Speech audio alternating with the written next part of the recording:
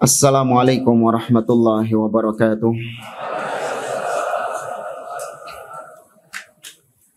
Innal hamdalillah nahmaduhu wa nasta'inuhu wa nastaghfiruh wa na'udzu billahi ta'ala min shururi anfusina wa min sayyiati a'malina.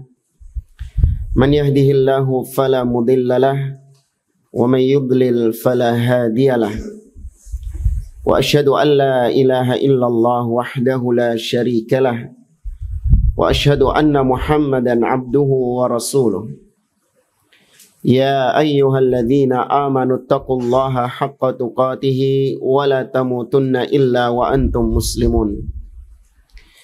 Ya ayyuhan nasu taqu rabbakumul ladzi khalaqakum min nafsin wahidah wa khalaqa minha zawjaha وبث منهما رجالا كثيرا ونساء واتقوا الله الذي تساءلون به والأرحام إن الله كان عليكم رقيبا يا أيها الذين آمنوا اتقوا الله وقولوا قولا سديدا يصلح لكم أعمالكم ويغفر لكم ذنوبكم ومن يطع الله ورسوله فقد فاز فوزا عظيما أما بعد فإن أصدق الحديث كتاب الله وخير الهدي هدي محمد صلى الله عليه وسلم وشر الأمور محدثاتها وكل محدثة بدعة وكل بدعة ضلالة وكل ضلالة في النار. معاشر الإخوة rahimani wa rahimakumullah. Alhamdulillah, al-yawma altaqikum fi ta'liqin ala kitab al-ajwibatil mufidah an as'ilatil manahijil jadidah lil 'allamah Shalih ibn Fauzan al-Fauzan hafizahullahu ta'ala. Fi ay soal? At-tasi' asyar. Penanya berkata, intasyarul yaum baina syabab. Di antara para pemuda-pemuda itu sekarang sedang viral istilahnya, ya, sedang menyebar di tengah para pemuda-pemuda. Ini tulisan sudah lama, 20 tahun lebih, tapi sangat cocok sekali dengan fenomena yang ada sekarang, di mana permasalahan-permasalahan agama itu di antara para pemuda-pemuda itu lebih cepat viralnya, lebih cepat menyebarnya. Ya, dari media-media sosial yang ada sekarang, dan yang berbicara kebanyakan adalah para pemuda-pemuda, para syabab. Bukan para ulama yang berbicara, tapi yang menyebar di tengah-tengah mereka adalah kebanyakan ucapan para pemuda-pemuda. Jadi ustadz dadakan di Facebook, jadi ustadz dadakan di Instagram, ya, sehingga mengeluarkan statement-statement yang ngawur. Nah, ini alhamdulillah penanya ini termasuk orang yang kritis. Ketika ada statement-statement, pernyataan-pernyataan yang muncul di tengah para pemuda-pemuda ini yang ngawur, yang dikiranya ini berbau penyimpangan, maka langsung ditanyakan kepada para ulama. Ditanyakan kepada para ulama. Apa yang tersebar di tengah-tengah para pemuda ini? Yaitu annahu yalzamul muwazana fin naqdi. Bahwasanya wajib bagi kita untuk berlaku muwazanah dalam mengkritik atau membantah seseorang.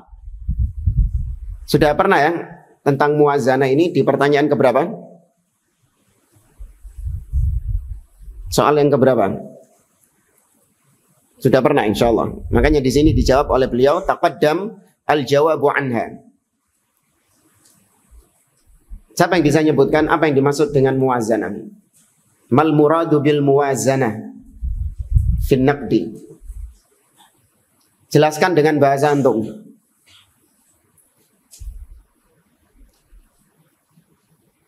Al-muwazanah diambil dari kata-kata mizan. Maknanya apa berarti? Iya, kalau mizan timbangan, benar. Al-muwazanah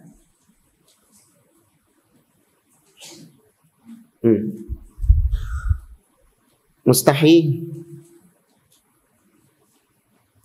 Satu saja, masa nggak ada yang jawab? Apa yang dimaksud dengan istilah muwazanah? Satu saja, perwakilan sudahlah.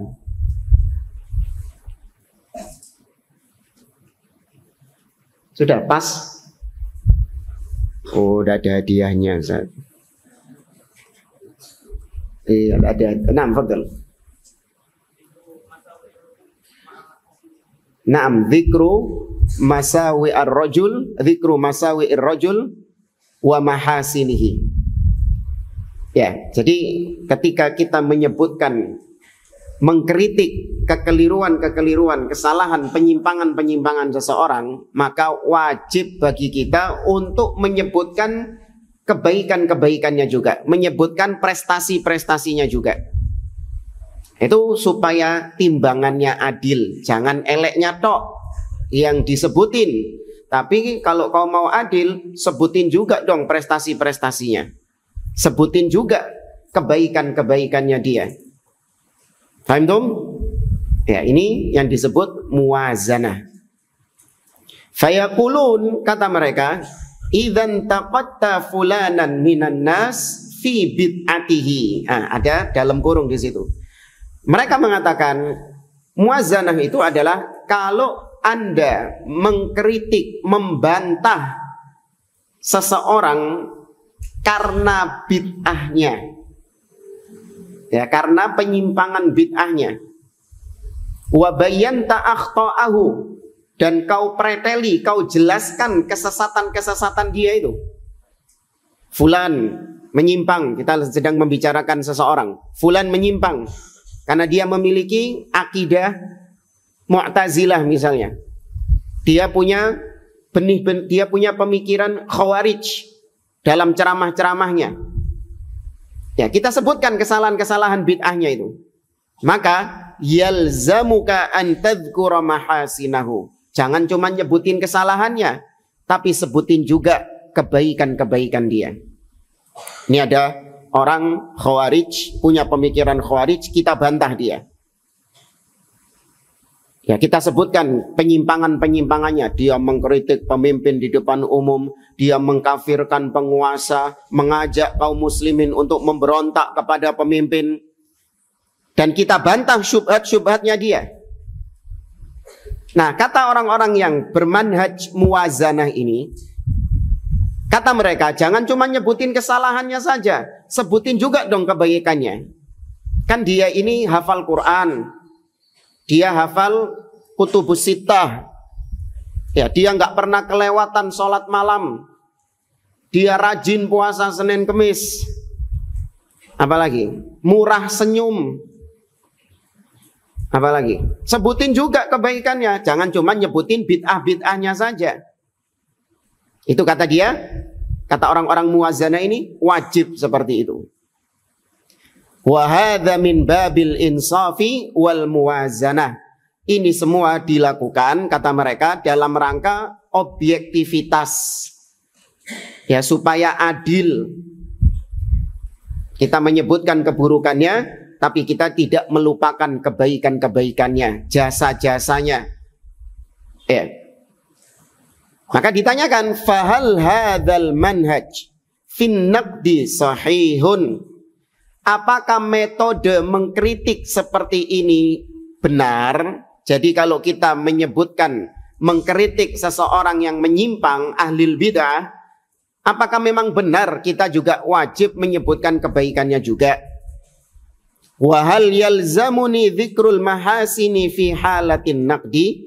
Dan apakah memang harus aku menyebutkan kebaikan-kebaikannya ketika mengkritiknya? Kata beliau, hadhil mas'alatu taqaddamal jawabu anha. Ini seperti yang sudah kita sampaikan tadi. Masalah ini itu sebenarnya sudah pernah dijawab di beberapa soal sebelumnya. Tapi ada yang berbeda dari jawaban beliau di soal nomor 19 ini. Kata beliau, lakin idza kana al-muntaqadu min ahli sunnati wal jamaah. Kalau yang kita kritik ini adalah seseorang yang kita kenal di atas akidah ahli sunnah wal jamaah. Makanya orang harus tahu dulu bagaimana akidah ahli sunnah wal jamaah. Karena kalau yang dikritik ini, dia kan ahlu sunnah. Tahu dari mana kalau dia ahlu sunnah? Itu jenggotnya panjang itu. Itu celananya cingkrang itu. Apakah itu ciri mutlak ahlu sunnah? Tidak. Ya orang-orang khawarij, jenggotnya panjang-panjang. Usama bin Laden gimana jenggotnya? Nah, luar biasa. Tapi pemikirannya khawarij. Maka kita harus tahu dulu bagaimana karakteristik ahlus sunnah.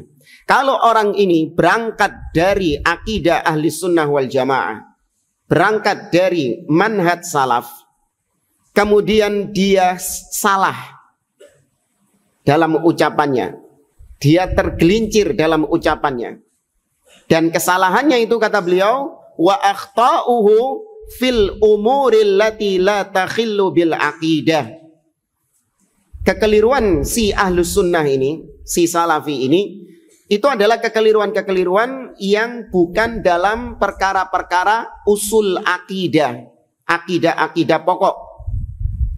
Bukan. Ya misalnya dalam masalah-masalah fikih ijtihad. Ya dalam masalah fikih-fikih ijtihad yang terbuka pintu ijtihad di situ. Maka kata beliau, fana'am. Ya, kalau modelnya seperti ini, iya. Hadza tuzkar mizatuhu wa hasanatuhu. Kalau kau mengkritik orang yang modelnya seperti ini, iya, sebutin juga kebaikan-kebaikannya, sebutin juga prestasi-prestasinya. Wa tughmar zilatuhu fi nusratihi lis-sunnah, dan ditenggelamkan, dikubur dalam-dalam kekeliruan-kekeliruannya itu. Ini kalau yang kita kritik adalah seorang yang di atas sunnah, berangkat dari manhaj salaf. Ya, namanya manusia, sesalafi apapun dia, tetap dia manusia biasa. Kullu bani Adam khata'. Setiap manusia pasti ada kesalahan, pasti ada kekeliruan. Tapi kalau dia berangkat dari manhaj salaf, kemudian dia tergelincir, dan ketergelincirannya itu bukan dalam perkara-perkara usul, perkara-perkara pokok-pokok agama, maka iya kita sebutkan kebaikan-kebaikannya juga. Supaya manusia tetap mencintainya. Supaya manusia tetap mengambil ilmu darinya. Dan kekeliruan-kekeliruannya itu kita benamkan, kita tenggelamkan supaya tidak diingat sama manusia. Ya, ini sekali lagi apabila yang kita kritik adalah seorang sunni salafi.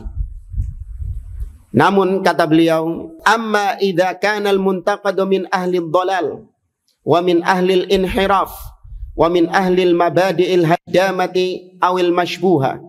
Namun kalau yang dikritik termasuk orang-orang yang menyimpang, yang sesat, orang-orang yang punya dasar pemikiran yang rusak. Jadi landasan pemikirannya dia itu memang sejak awal berangkat dari akidah yang rusak. Kalau yang pertama tadi berangkat dari manhaj salaf, tapi ini sejak awal dia sudah melandasi agamanya, melandasi pemikirannya dengan manhaj-manhaj yang ngawur dan rusak. Nah, orang-orang seperti ini kata beliau, fahadza la yajuzu lana an nadhkura hasanatihi. Kalau kita mengkritik orang-orang seperti ini, kita tidak boleh menyebutkan prestasi-prestasinya. Tidak boleh menyebutkan kebaikan-kebaikannya. In kana lahu hasanat. Kalau memang benar itu kebaikan. Ini kalimat luar biasa dari beliau. Kalau memang itu kebaikan. Terkadang yang kita anggap sebagai kebaikan, ternyata justru itu bukan kebaikan. Kita pernah mengkritik seorang tokoh di negeri ini yang luar biasa penyimpangan-penyimpangannya. Ketika kita bantah pemikirannya, ketika kita kritik pemikirannya, ternyata ada orang-orang yang justru balik mengkritik kita. Dia mengatakan, bukankah fulan ini banyak kebaikan-kebaikannya? Bukankah fulan ini luar biasa prestasi-prestasinya? Jika dibandingkan dengan antum, apa prestasi dia? Apa prestasi antum jika dibandingkan dengan dia? Maka saya tanya, apa prestasinya emang? Iya, dialah yang menggerakkan umat ini untuk melakukan demo besar-besaran kepada pemimpin. Itu dianggap sebagai sebuah apa? Sebuah prestasi yang luar biasa. Sebuah kebaikan yang luar biasa. Padahal kalau ditimbang dengan timbangan yang syar'i, itu kebaikan atau keburukan? Justru itu keburukan. Tapi sama kebanyakan orang itu dianggap sebagai sebuah kebaikan. Ya. Taruhlah memang dia punya kebaikan.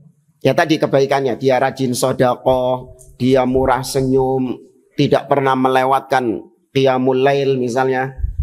Ya jujur kalau berucap. Ya, dan seterusnya kalau memang itu kebaikan, tetap ketika kita mengkritiknya, gak boleh kita sebutkan kebaikan-kebaikan tersebut. Kenapa? Kata beliau, li annana idza dzakarnaha fa inna hadza yugharriru binnas. Karena kalau kita menyebutkan kebaikan-kebaikannya, itu akan menipu manusia. Orang-orang akan tertipu, terlena dengan kebaikan-kebaikannya itu. Fayuhsinuna adh-dhanna bihadha ad-dhal aw hadzal mubtadi' aw hadzal khurafi aw dzakal hizbi.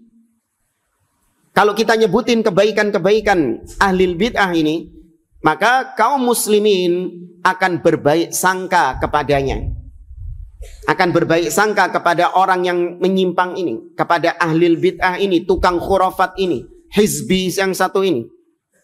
Kalau orang-orang sudah berbaik sangka kepadanya, apa dampaknya? Fayaqbaluna afkara hadzal dhal aw hadzal mubtadi' aw dzakal mutahazzib. Maka pemikiran-pemikiran orang tersebut akan diterima oleh kaum muslimin. Ya, contoh, saya mengkritik fulan karena punya penyimpangan-penyimpangan. Ya, dia mengatakan Al-Quran makhluk. Ya, dia dalam masalah takdir lebih condong kepada pemikiran Qadariyah misalnya. Dalam masalah menyikapi pemimpin, dia punya pemikiran Khawarij. Dalam masalah iman, dia punya pemikiran Murji'ah. Saya sebutkan penyimpangan-penyimpangannya. Kemudian saya katakan kepada antum, tapi bagaimanapun juga dia itu hafal Al-Quran. Ya, sejak kecil dia hafal Al-Quran. Tapi bagaimanapun juga dia itu gelarnya doktor. Tapi bagaimanapun juga dia hafal kutubus sittah. Ya, beserta nomor-nomornya, beserta letak-letaknya juga misalnya. Kanan kiri atas, ya, riwayat Imam Bukhari nomor sekian ribu, pojok kiri atas. Ya. Dia tidak pernah luput dia tidak pernah luput melaksanakan qiyamul lail. Kalau Senin Kamis saya lihat pasti dia berpuasa misalnya. Dia sering mengumrohkan orang, sering menghajikan orang dengan biayanya sendiri.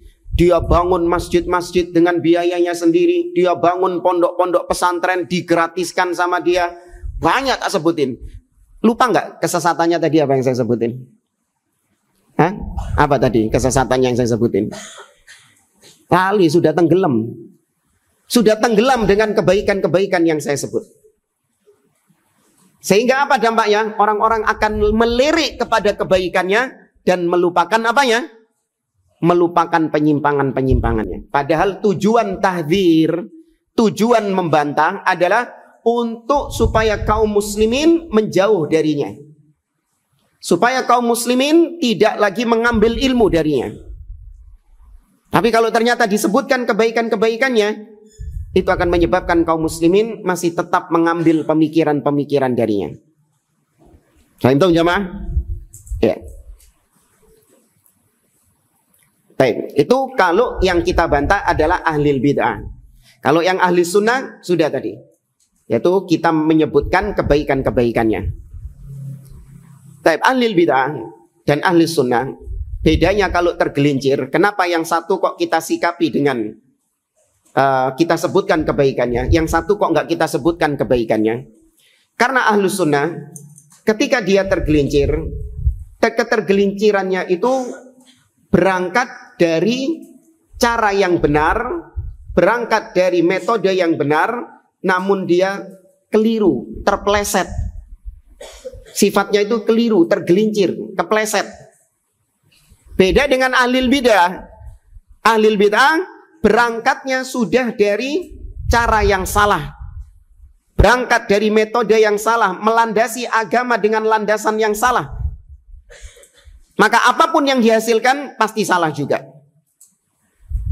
Kalau mau saya kasih analogi, permisalan, seperti Anda ketika lagi ujian matematika. Ya, Anda kalau lagi ujian matematika. Biasanya kalau ujian matematika itu jawabnya itu apa langsung hasilnya? Harus dengan apa? Harus dengan cara menghitungnya bagaimana? Benar nggak? Zaman dulu diketahui, ditanyakan, jawab. Sampai sekarang kayak gitu enggak? Hah? Masih kayak gitu. Masih ya. Harus caranya kan? Soalnya nggak jamaah. Apa langsung jawabannya gitu? Sama caranya juga kan? Baik. Nah, ini pernah kejadian juga, kita alami dulu. Ada kawan kita itu, dia menjawab soal matematika dengan caranya, dengan cara menghitungnya lengkap. Dan ada kawan kita yang satu, dia menjawab soal itu nggak pakai caranya, langsung pakai kalkulator. Ya, jadi ini jawabnya ini kali ini akar ini persegi sampai berapa? Langsung dijawab dengan kalkulator, jawabannya langsung. Baik, yang pakai caranya tadi itu salah jawaban akhirnya dia itu. Endingnya, jawaban terakhirnya itu hasilnya totalnya salah. Sedangkan yang pakai kalkulator benar jawabannya. Tapi ternyata sama gurunya yang pakai kalkulator tetap disalahkan. Sedangkan yang tadi nggak pakai kalkulator, meskipun jawabannya salah, masih tetap dihargai setengah. Nilainya masih tetap dikasih nilai setengah. Salah, karena apa? Karena dia kalau nggak salah itu kata teman saya melihat angka 1 seperti angka 7. Ya. Saya ngelihat angka 1 seperti angka 7. Sehingga hasilnya ke bawah salah semua nggak? Salah semua. Tapi cara metode yang digunakan benar. Ketika gurunya melihat itu benar cara ngitungnya dia. Cuman matanya keliru ketika ngelihat 1 menjadi 7. Dihargai sama gurunya. Tapi tetap dikasih coret merah. Salah jawabanmu ini. Ya, keliru, tergelincir kau ini. Dihargai sama gurunya. Tapi yang pakai kalkulator, ya kan, meskipun jawabannya benar, tetap dikasih 0 sama gurunya. Tetap dikasih 0. Kenapa kok dikasih 0? Karena sejak awal berangkat dari cara yang apa? Berangkat dari cara yang salah. Nah, ini analogi saja. Itulah bedanya ahlus sunnah dengan ahlul bid'ah. Ahlul bid'ah meskipun benar, tetap gak kita anggap. Paham ya, Bang? Ahlul bid'ah meskipun benar ucapannya, tetap gak kita anggap. Kenapa? Karena berangkat dari cara yang salah. Sedangkan ahlus sunnah ketika salah tetap kita salahkan. Ya, namun dia tetap kita hormati sosoknya, tetap kita ambil ilmu yang lain darinya. Kesalahannya tidak kita ikuti. Kata beliau, wallahu jalla wa ala radda 'alal kafara wal mujrimina wal munafiqin wa lam yadhkur syai'an min hasanatihim. Kalau kita lihat di dalam ayat-ayat Al-Qur'an, Allah Subhanahu wa taala banyak membantah orang-orang kafir, pelaku-pelaku dosa, orang-orang munafik dan yang lainnya. Namun Allah tidak menyebutkan kebaikan-kebaikan mereka sama sekali. Allah turunkan surat Al-Lahab, tabbat yada abi lahabi wa tab. Satu surat khusus berkaitan dengan paman Nabi SAW, Abu Lahab. Menegaskan tentang penyimpangan dan keburukan-keburukan Abu Lahab. Di dalam surat Al-Lahab Allah habisi Abu Lahab. Ya, habis Abu Lahab dalam surat Al-Lahab itu. Apakah Allah menyebutkan kebaikannya Abu Lahab? Abu Lahab punya kebaikan enggak? Apa sebutin kebaikannya Abu Lahab? Naam, Abu Lahab sebagaimana keumuman orang-orang musyrikin Quraisy mengimani rububiyah. Wala in sa'altahum man khalaqahum la yaqulunallah. Apabila kau bertanya kepada mereka tentang siapa yang menciptakan mereka, mereka akan mengatakan Allah. Itu hak. Qul man yarzuqukum minas sama'i wal ard amman yamliku as-sam'a wal absar wa may yukhrijul hayya minal mayyit wa yukhrijul mayyita minal hayy wa may yudabbirul amra fasayaquluna Allah. Itu orang-orang musyrikin Quraisy, termasuk diantaranya adalah Abu Lahab. Baik, yang kedua, man ismuha?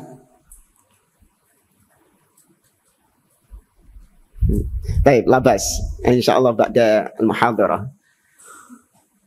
Abu Lahab ketika lahirnya Rasulullah SAW, Abu Lahab memerintahkan budaknya untuk menyusui Nabi SAW ketika kecil. Jadi sebelum disusui sama Halimah, Halimah dari Bani Sa'ad, sebelum disusui sama Halimah, Nabi itu disusui oleh budaknya, mantan budaknya Abu Lahab, yaitu Thuwaibah.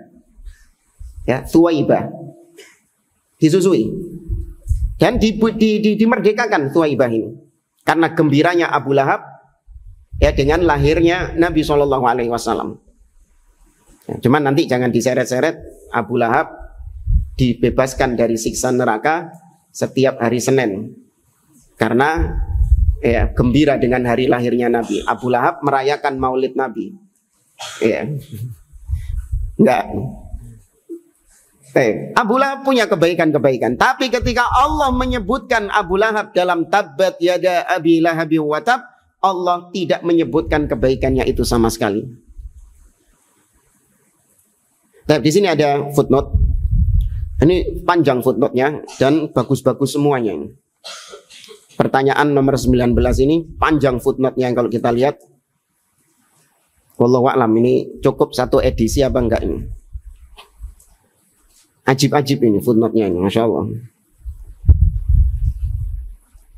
Kita kembali lagi ke ini footnote nomor 49. Kata beliau, la yakhlu ahadun minal hasanat hatta al-yahud wan nasara indahum hasanat. Kata beliau, tidak ada seorang pun yang kosong dari kebaikan. Bahkan Yahudi dan Nasara, kalau mau saya tambahkan, bahkan iblis lahu hasanat. Iblis juga punya kebaikan. Apa kebaikannya iblis?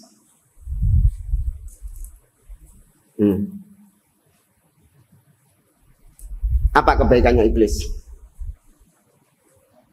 Ada yang kenal iblis? Nah, saudara.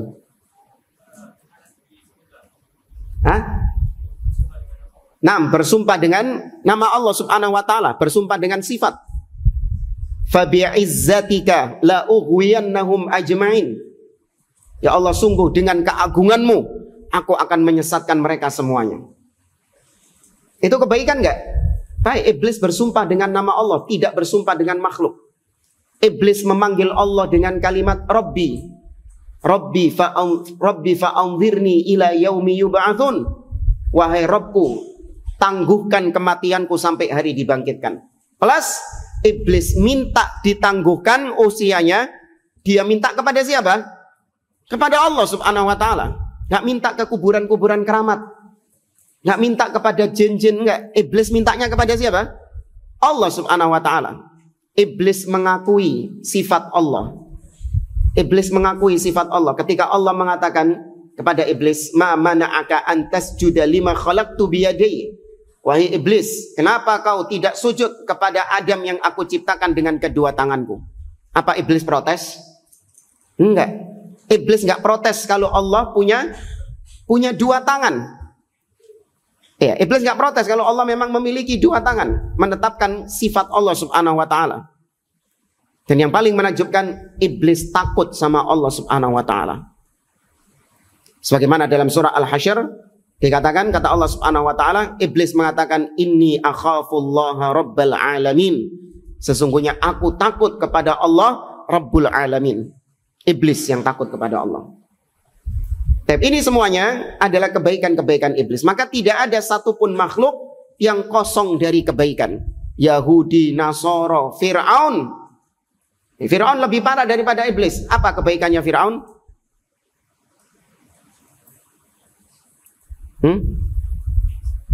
Fir'aun yang merawat Musa alaihi salam sejak kecil. Saya jemaah. Iya, Fir'aun yang merawat Nabi Musa sejak kecil. Maka tidak ada satupun makhluk yang kosong dari kebaikan. Sejelek-jeleknya makhluk pasti ada kebaikannya. Bahkan kata Imam Ibnu Qayyim Al-Jauziyah, "Ma khalaqallahu al-khalqa illa wa kana khairuhu aktsaru min syarrihi." Kata Imam Ibnu Qayyim Al-Jauziyah, Allah tidaklah menciptakan makhluk melainkan pasti kebaikannya lebih banyak daripada keburukannya. Ya, kebaikannya itu lebih banyak daripada keburukannya.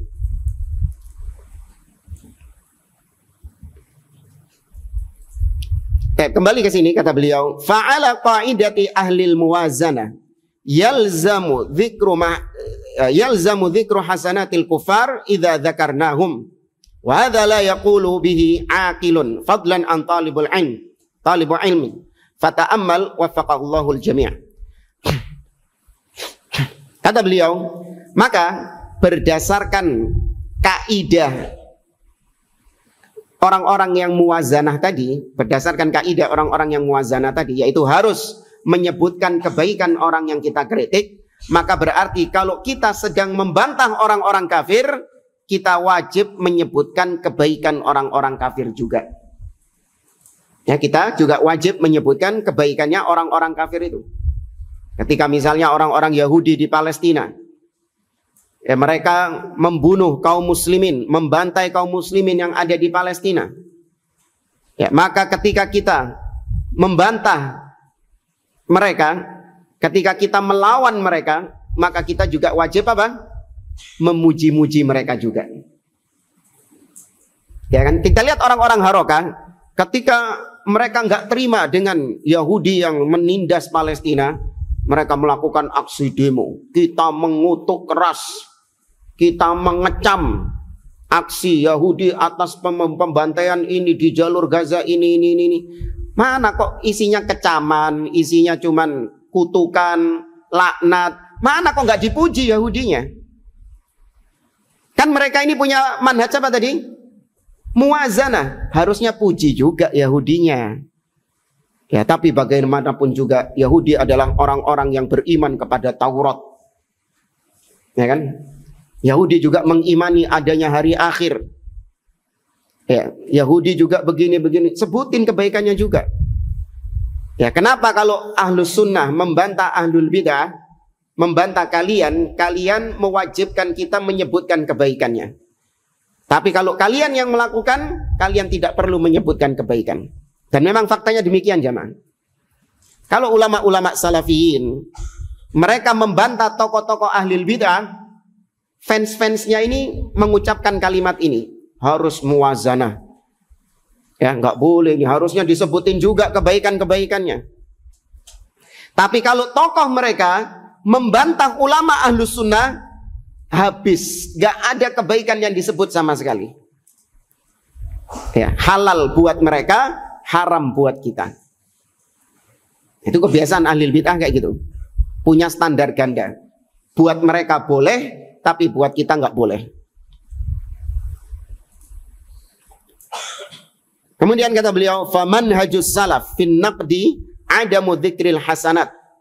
Maka manhaj salaf dalam membantah, dalam mengkritik itu tidak perlu menyebutkan kebaikan-kebaikan. Wa in dzakarul hasanat famin babi adamil ightirari biha wa laysa min babi qaulil qail yanbaghi alla nansa juhudahu wa a'malahu.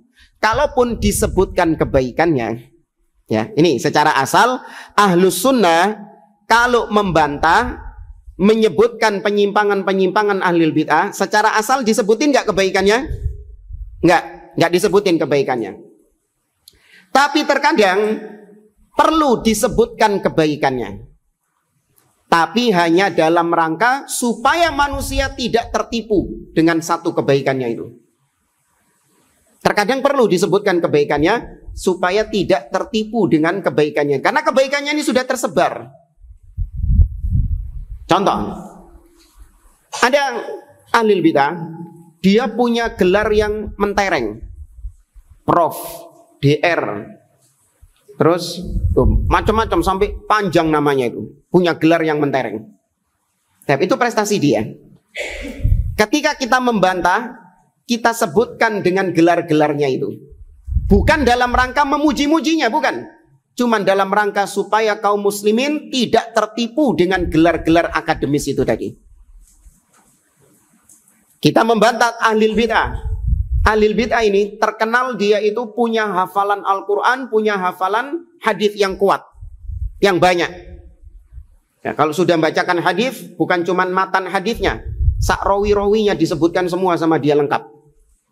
Luar biasa ini. Ketika kita membantah, kita sebutkan prestasinya supaya supaya kaum muslimin tidak tertipu dengan prestasinya itu.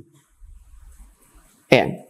Itu kalau disebutkan kebaikannya hanya sebatas itu saja. Yaitu kebaikan yang memang sudah tersebar. Kebaikannya ahli bid'ah yang memang sudah banyak diketahui oleh kaum muslimin. Nah, itu nggak apa-apa kita sebutkan supaya tidak tertipu dengannya. Bukan dalam rangka ucapan seseorang yang mengatakan kita ini jangan sekali-kali melupakan kebaikan orang lain. Nah, itu ada istilah kayak gitu. Nggak di Arab, nggak di sini juga ada istilah seperti itu. Kita ini jangan mudah-mudah melupakan jasa orang lain, kebaikan-kebaikan orang lain sama kita. Jangan sekali-kali kita lupakan. Enggak, kita enggak melupakannya kok. Fulan ahli bid'ah ini baik sama saya, dia punya jasa sama saya, pernah nulung saya, enggak saya lupakan. Jazahullahu khair. Semoga Allah membalas kebaikan-kebaikannya. Saya enggak melupakannya. Ya, kalau malam, kalau lagi doa, saya doakan dia, semoga Allah membalas kebaikannya. Tapi kalau dalam rangka membantah, dalam rangka membantah pemikirannya, saya nggak perlu menyebutkan kebaikannya itu. Maksudnya jemaah, bedakan antara dua hal ini. Urusan kebaikannya dia sama kita, tetap kita berterima kasih, tetap kita ucapkan jazakallah khair, kau sudah baik sama saya. Tapi kalau dalam rangka memberikan nasihat kepada umat, nggak boleh kita sebutin kebaikannya. Bisa dibedakan nggak dua hal ini? Ya. Wa hadza mithalun min aqwal amthilati wa fihi al-huda wan nur liman tadabbarahu. Nah, ini ada contoh yang dibawakan oleh beliau. Nabi menyebutkan kebaikan ahli bid'ah dalam rangka supaya kaum muslimin tidak tertipu dengan kebaikannya itu. Siapa ahli bid'ah yang dimaksud di sini? Al-Khawarij. Ini Al-Khawarij itu satu-satunya ahli bid'ah, kelompok ahli bid'ah yang namanya disebut langsung, mereknya disebut langsung oleh Nabi SAW, cuman Khawarij. Yaitu dalam sabdanya, Al-Khawarij kilabu ahlin nar. Khawarij adalah anjing-anjingnya neraka. Kelompok ahli bid'ah yang lain namanya tidak disebut oleh Nabi SAW. Mau dia Jahmiyah, Mu'tazilah, yang Qadariyah, Murji'ah, nggak disebutkan. Hanya saja ada hadis yang sering dinisbatkan kepada Nabi SAW. Al-Qadariyatu majusu hadhil ummah. Kelompok Qadariyah adalah majusinya umat ini. Ini kalau disandarkan kepada Nabi SAW maka nggak sahih. Itu bukan hadis dari Nabi SAW. Tapi kalau disandarkan kepada sahabi, kepada sahabat seperti Abdullah bin Abbas, ya Abdullah bin Mas'ud, maka iya. Itu disandarkan kepada sahabi, kepada sahabat, bukan kepada Nabi SAW. Jadi satu-satunya kelompok ahli bid'ah yang disebutkan mereknya adalah Khawarij. Ar-Rasulullah SAW fi hadithil Khawarij qala. Nabi SAW berkata tentang Khawarij, kata beliau, yakhruju min dhi'i hadha qaumun yaqra'una al-Qur'an la yujawizu hanajirahum yamruquna minad din muruqas sahmi minar ramiyah yaqtuluna ahlal islam wa yada'una ahlal awthan la in ana adraktuhum la aqtulannahum qatla'at. Kata Nabi, akan keluar dari tulang orang ini suatu kaum yang yaqra'unal Qur'an, yang rajin membaca Al-Qur'an. Nah ini prestasinya enggak? Ini prestasinya orang Khawarij. Gemar membaca Al-Qur'an, yaqra'unal Qur'an. Disebutkan oleh Nabi SAW prestasinya, kebaikannya. Padahal di sini Nabi sedang dalam rangka mentahdzir, dalam rangka memperingatkan umatnya tentang orang-orang Khawarij. Tapi kenapa kok disebutkan kebaikannya? Ini kata para ulama, untuk supaya manusia tidak tertipu dengan kebaikannya itu. Kan dia rajin baca Quran, kan dia hafal Al-Quran, suaranya bagus kalau jadi imam. Ya. Hanya dengan modal itu, kau kenapa ngambil ilmu dari fulan? Fulan ini menyimpang dengan penyimpangan yang jelas, bla bla bla bla bla bla. Kenapa kau masih ngambil ilmu dari fulan? Iya, fulan ini kalau ngimami bacaannya bagus. Duh. Apa hubungannya? Ya. Maka mereka rajin membaca Al-Quran, akan tetapi bacaan mereka hanya sampai kerongkongan, ya, tidak masuk ke dalam hati mereka. Mereka melesat dari agama sebagaimana melesatnya panah dari sasarannya. Mereka memerangi orang-orang Islam dan mereka membiarkan para penyembah berhala. Seandainya aku berjumpa dengan mereka, aku akan perangi mereka, aku akan bunuh mereka sebagaimana pembunuhan terhadap kaum Ad. Bahkan dalam riwayat yang lain, Nabi menyebutkan tentang luar biasanya ibadah orang-orang Khawarij ini. Nabi mengatakan kepada para sahabatnya, yahkiru ahadukum salatahu ma'a salatihim wa siyamahu ma'a siyamihim. Ini Nabi ngomongnya sama para sahabat, ya. Perhatikan di sini. Nabi ngomongnya sama para sahabat. Kita tahu para sahabat adalah orang-orang yang ahli ibadah. Ibadah mereka luar biasa. Namun kata Nabi, kalian wahai para sahabat, kalian akan menganggap sholat kalian itu kecil kalau kalian melihat sholatnya orang-orang Khawarij. Kalian akan meremehkan sholat kalian. Ketika kalian melihat sholatnya orang Khawarij, gak ada apa-apanya sholat saya ini. Masih belum apa-apa sholat saya ini. Demikian juga puasa kalian. Kalau kalian bandingkan dengan puasa orang-orang Khawarij, kalian akan menganggap remeh puasa kalian ini. Nabi menyebutkan tentang luar biasanya puasanya Khawarij, luar biasanya sholatnya orang-orang Khawarij, bukan dalam rangka memuji mereka, tapi dalam rangka memperingatkan kepada kaum muslimin agar tidak tertipu dengan orang-orang Khawarij meskipun mereka ini ahli ibadah. Abdullah bin Abbas, ya, ketika ke Harura di zaman Ali bin Abi Thalib, ketika ke markasnya orang-orang Khawarij di Harura di Irak, Abdullah bin Abbas mendapati orang-orang Khawarij ini dengan kondisi yang sangat menunjukkan bahwa mereka ini ahli ibadah. Kantung mata mereka ini tebal karena saking seringnya mereka begadang. Mata-mata mereka merah. Ya, kemudian ada banyak garis-garis di wajahnya. Apa garis-garis di wajahnya? Bekas menangis. Ya, banyak garis-garis di wajahnya karena bekas menangis. Kemudian dengkul mereka, lutut mereka itu seperti lututnya unta, keras, ngapal. Kenapa? Banyaknya mereka sujud kepada Allah Subhanahu wa Ta'ala. Banyak ibadahnya orang-orang Khawarij. Namun apa gunanya kalau ternyata di atas pemahaman yang menyimpang? Kata Imam Al-Ajurri rahimahullah dalam kitabnya Asy-Syari'ah, beliau mengatakan la yanbaghi li ahadin, la yanbaghi liman ra'a ijtihada kharijin qad kharaja ala imamin adilan kana al-imam am ja'iran fa kharaja wa jama'a jama'atan wa salla sayfahu wastahalla qitalal muslimin fala yanbaghi lahu an yaghtarra bi kathrati salatihi wala bidawami siyamihi wala bi husni tilawatihi lil Qur'an idza kana madhhabuhu madhhabal khawarij. Kata Imam Al-Ajuri, nggak boleh bagi kita ketika kita mendapati ada orang Khawarij yang telah memberontak kepada pemimpin kaum muslimin, baik pemimpin yang adil atau pemimpin yang zalim. Dia keluar dari ketaatan kepada pemimpin kaum muslimin. Dia mulai mengumpulkan massa.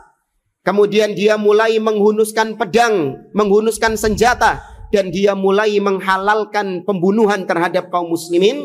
Kalau ada orang yang seperti ini, jangan kita tertipu dengan bagusnya bacaan Quran yang dia hafalkan, yang dia lantunkan. Jangan tertipu dengan panjangnya sholat yang dia kerjakan, banyaknya sholat yang dia lakukan. Jangan tertipu dengan seringnya dia melakukan puasa. Kalau ternyata manhajnya adalah manhaj Khawarij, jangan tertipu dengan itu semuanya. Nah, ini kita wajib punya timbangan yang benar, timbangan yang syar'i. Jangan menimbang dengan timbangan-timbangan yang rusak.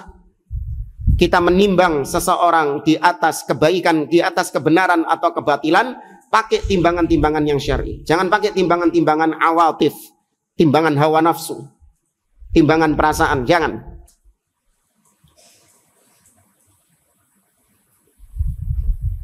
Kemudian kata beliau, aqulu, maka aku katakan, wallahi,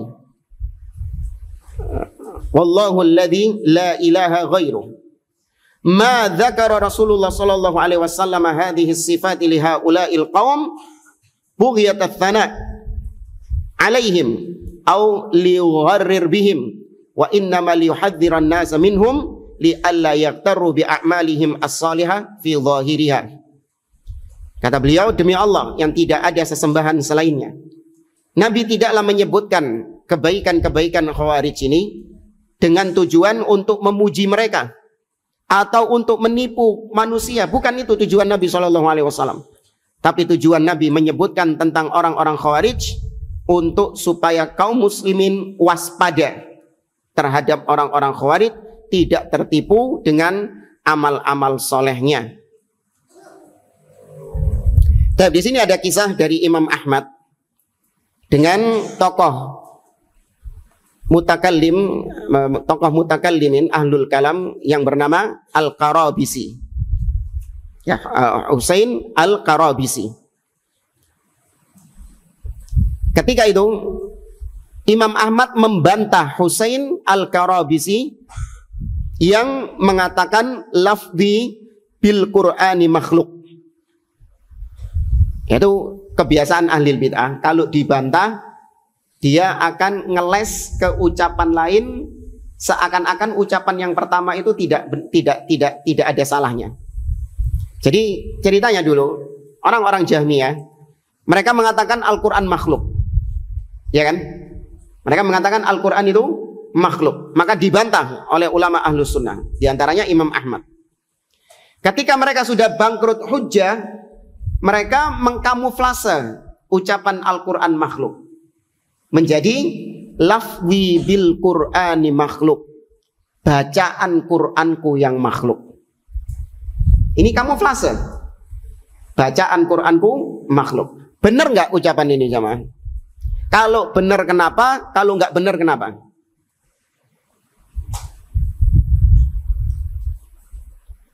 Bacaan Qur'anku makhluk, ucapan ini sahih nggak? Benar nggak?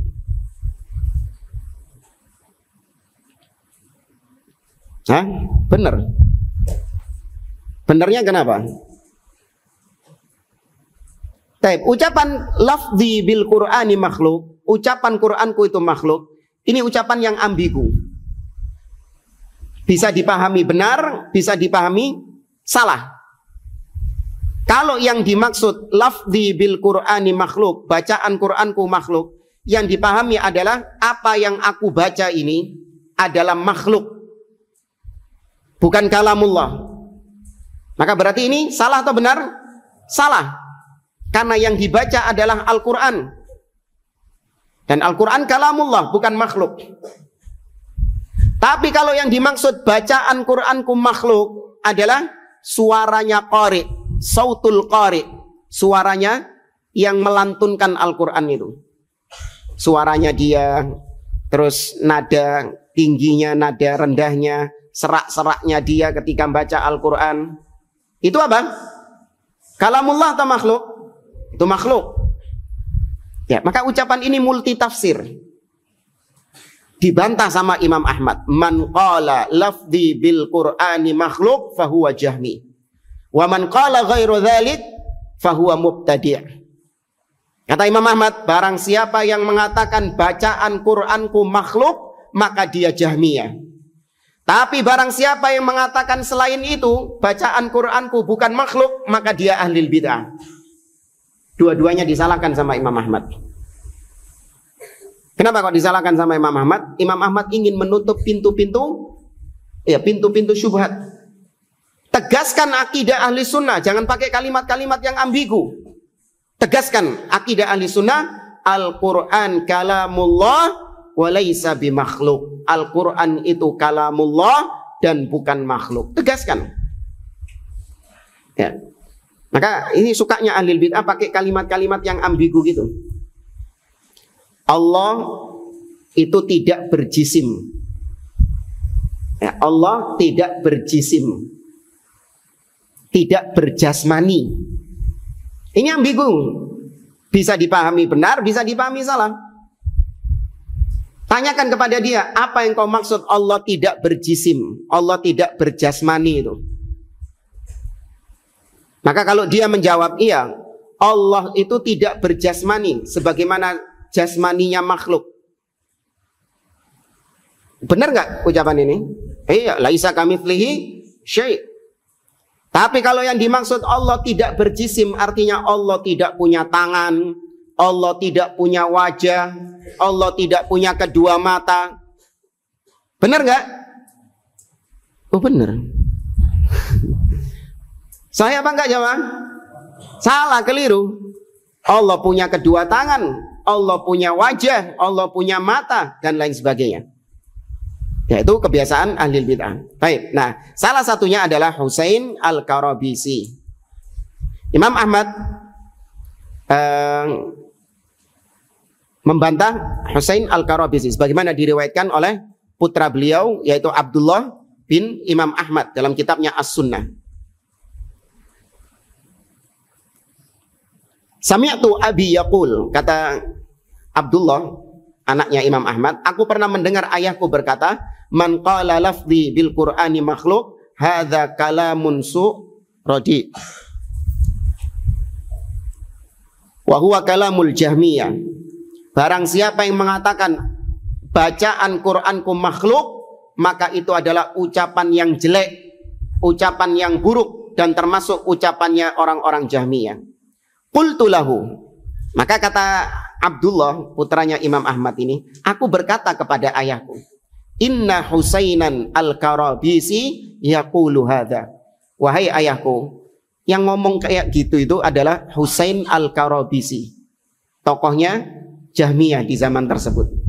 Dia yang mengatakan bacaan Qur'anku makhluk.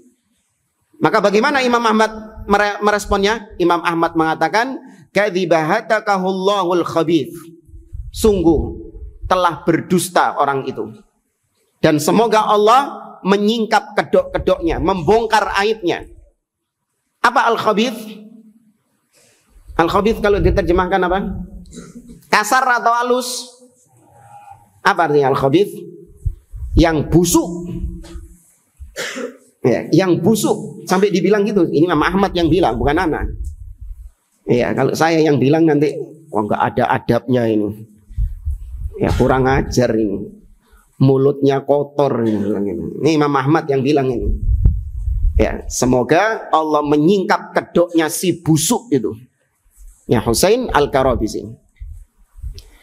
Wa qala al-Imam Ahmad rahimahullah anil Harith al-Muhasibi ashadda min dhalik faqad akhbara anhu Ali ibnu Abi Khalid qal qultu li Ahmad inna syekh li syekhin hadara ma'ana. Ini panjang kisahnya. Kurang berapa menit? Intinya Imam Ahmad, ini tokoh lain lagi. Kalau tadi Husain Al-Karabisi, kalau ini namanya Al-Harith Al-Muhasibi. 11-12 sama Husain Al-Karabisi. Al-Harith Al-Muhasibi. Dia juga termasuk tokoh. Nah, ada seorang syekh, ada seseorang yang datang kepada Imam Ahmad ngejak tetangganya. Tetangganya ini seorang syekh, seorang yang sudah tua. Diajak kepada Imam Ahmad. Kenapa diajak? Karena tetangganya ini, orang tua ini, itu suka mendengarkan kajiannya Harith Al-Muhasibi ini. Sedangkan diketahui bahwa Harith Al-Muhasibi adalah ahli bid'ah. Maka dia ingin supaya Imam Ahmad yang menasehati syekh ini. Maka ketika itu Imam Ahmad marah. Ketika tahu bahwa syekh ini masih duduk di majelisnya Harith Al-Muhasibi. Imam Ahmad marah, memerah wajahnya. La tujalishu wa la tukallimhu. Jangan kau duduk bersamanya, jangan kau berbicara dengan Harith Al-Muhasibi. Banyak sini Imam Ahmad marah. Nah, syekhnya ini tadi protes kepada Imam Ahmad.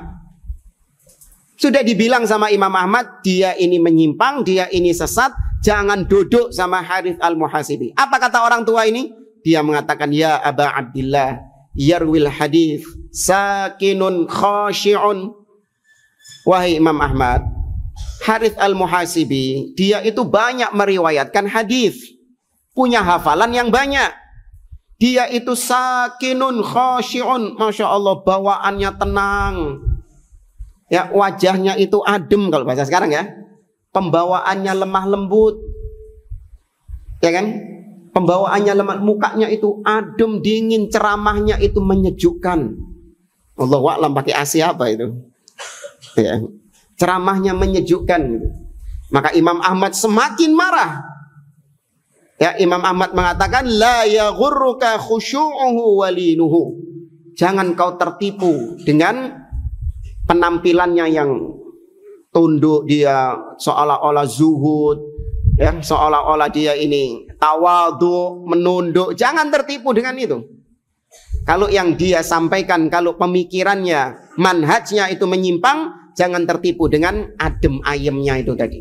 Nah, ini yang membuat orang-orang awam tertipu dengan ahli bid'ah. Ya, orang-orang awam itu standarnya kan gitu. Yang dilihat sama mereka adalah penampilannya. Ya, bahkan naudzubillah, kita pernah lihat orang-orang bikin memes, tahu memes? Yang banyak di memes. Antara ya dai, ya kata mereka dai Sunni, kata mereka dengan dai Wahabi. Ya, ulama mereka dengan ulama Wahabi. Lihat ulama kita, wajahnya bersih-bersih, ganteng-ganteng, putih-putih. Ya, wajahnya sumringah, senyum. Beda sama ya ulama-ulamanya Wahabi, diambil foto-fotonya ya ustadz-ustadz atau syekh-syekh yang lagi mendelik-mendelik ini.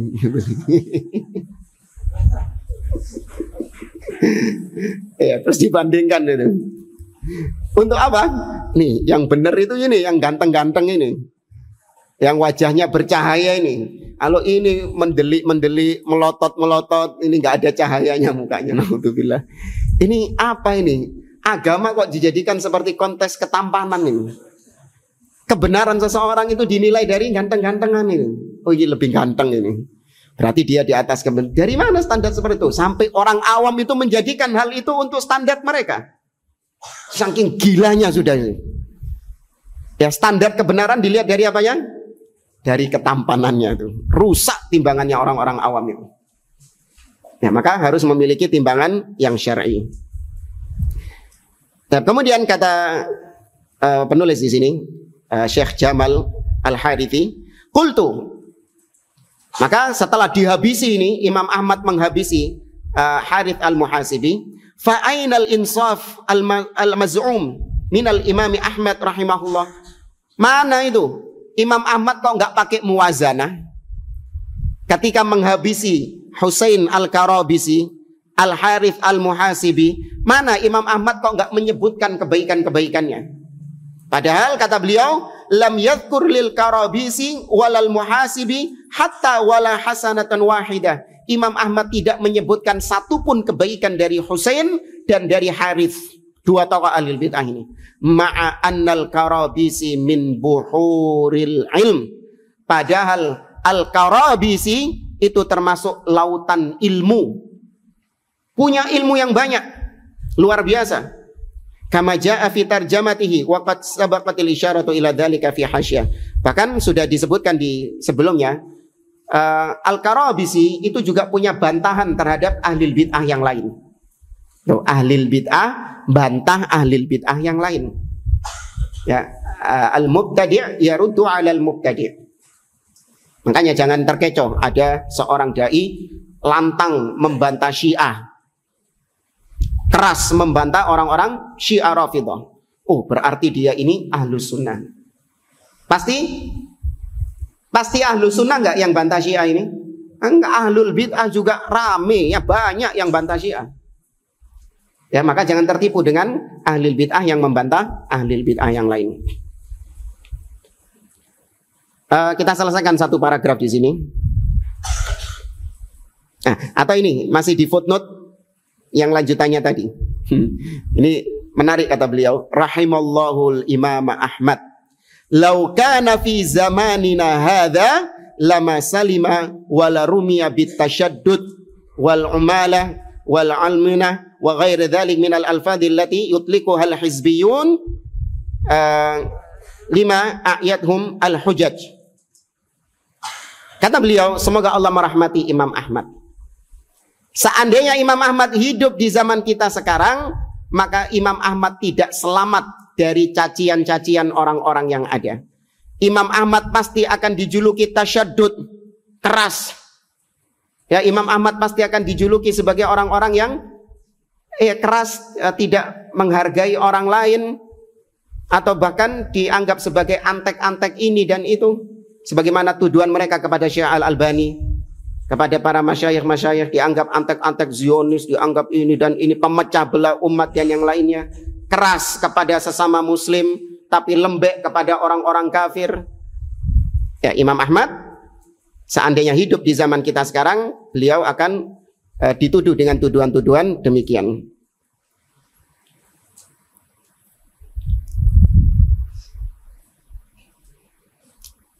Kembali ke ucapan Syekh Shalih Fauzan.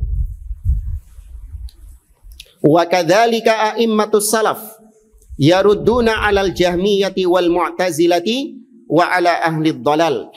Demikian juga para ulama-ulama salaf, mereka membantah orang-orang Jahmiyah, Mu'tazilah dan orang-orang yang menyimpang, wala yadhkuruna syai'an min hasanatihim, tapi mereka tidak menyebutkan satupun dari kebaikannya. Li'anna hasanatihim marjuhatun bid-dhalal awil kufri awil ilhadi awil nifaq. Karena kebaikan-kebaikan mereka itu tertutupi dengan kesesatan mereka, dengan kekufuran mereka, dengan penyimpangan mereka, dan dengan kemunafikan mereka. Fala yunasib annaka tarudda ala dhalin mubtadi'in munharifin wa tadhkur hasanatihi. Maka enggak cocok ketika engkau membantah ahlil bid'ah, membantah orang yang menyimpang, kau nyebutin kebaikannya juga. Enggak cocok, enggak pas. Wa taqul, kau katakan ketika membantah si ahlil bid'ah ini, kau mengatakan huwa rajulun thayyib wa indahu hasanat wa indahu kadza lakinnahu ghalid. Fulan ini dia itu baik, dia itu orang soleh, dia punya kebaikan ini cuman memang keliru. Dia pakai mengatakan Quran itu makhluk. Keliru dia karena dia mengatakan pemimpin itu kafir misalnya. Tapi dia itu baik, dia itu orang yang soleh, rajin ibadah dan seterusnya. Nggak pas. Ya. Baik jamaah rahimani wa rahimakumullah, karena terlalu panjang ya dari poin yang ke-19 ini, jadi insya Allah kita bagi dua part, dua bagian. Insya Allah kita lanjutkan masih di poin 19 ini karena banyak faedah-faedah yang beliau sampaikan tentang masalah ini dan sangat penting terutama di zaman-zaman kita seperti sekarang. Wallahu a'lam bishawab.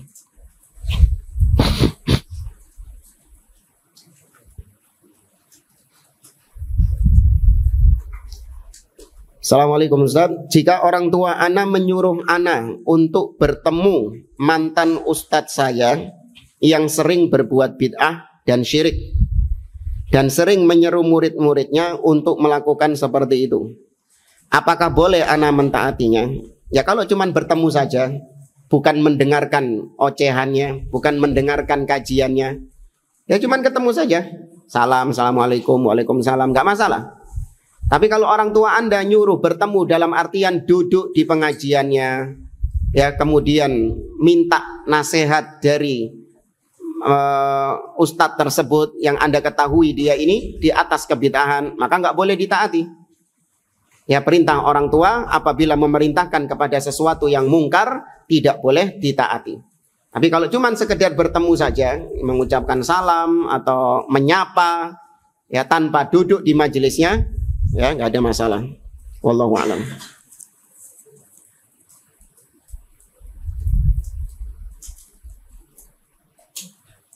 Apakah boleh menyebutkan kesalahan seorang di depan umum dengan tujuan agar yang lain mengambil pembelajaran dari kesalahan tersebut, tetapi dengan menyebut nama yang bersalah? Ya lihat kesalahannya dulu. Iya, kalau kesalahannya itu adalah fima bainahu wa bainallah, kesalahan antara dia dengan Allah Subhanahu wa taala, maka nggak boleh ditampakkan di depan umum. Itu aibnya dia.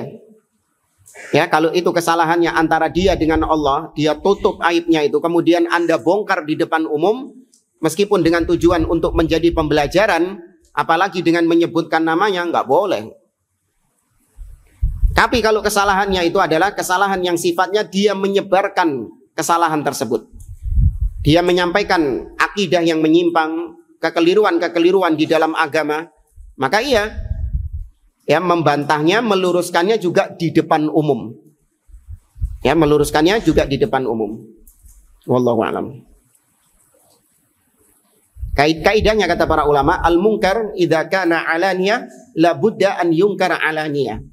Kemungkaran kalau itu terang-terangan ditampakkan oleh pelakunya, maka membantahnya, meluruskannya, mengingkarinya juga harus terang-terangan juga. Bagaimana cara agar dapat menikmati ketika membaca Al-Quran dan ketika sholat? Pahami maknanya jemaah. Kalau antum belajar bahasa Arab, antum paham makna yang terkandung di dalam Al-Quran, itu membantu antum untuk khusyuk di dalam sholat. Ketika antum paham apa yang antum baca, atau antum paham apa yang dibaca sama imam, sholat berasa nyaman sekali, khusyuk sekali. Nah, yang jadi masalah kenapa orang-orang itu kok nggak betah melaksanakan sholat lama-lama? Karena nggak paham dengan apa yang dibaca. Saya jemaah, karena nggak paham dengan apa yang dibaca. Maka antum pahami, antum belajar bahasa Arab, dengan itu antum bisa memahami Al-Quran, itu akan membantu antum untuk bisa khusyuk menikmati setiap lantunan ayat Al-Quran yang antum baca ketika sholat. Ya, wallahu a'lam. Cukup? Cukup ya? Tapi jamaah, saya kira ini yang bisa kita sampaikan. Nanti ditandain ya. Itu berarti footnote 50 ya. Yang belum itu. Enggak bawa pulpen. Wes gampang wes. Aku qouli hadza wa sallallahu ala nabiyyina Muhammad wa ala alihi wa sahbihi ajma'in wa akhiru da'wana anil hamdulillahi rabbil alamin. Tsumma assalamu alaikum warahmatullahi wabarakatuh.